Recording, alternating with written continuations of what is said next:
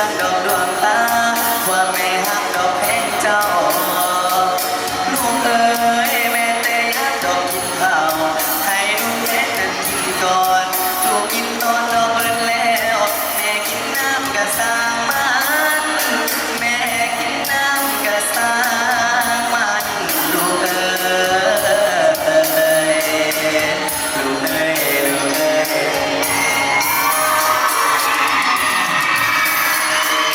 จังหวะแม่ตั้งใจกับลูกหลานการศึกษาดอกเรียนทำจบประถมมัธยมจบม.ปลายดอกทักแล้วเลยส่งเข้ามหาลัยทุ่งนา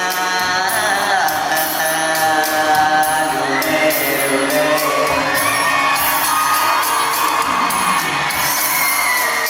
ลูกเอ๋ยทุกเวลาแม่ได้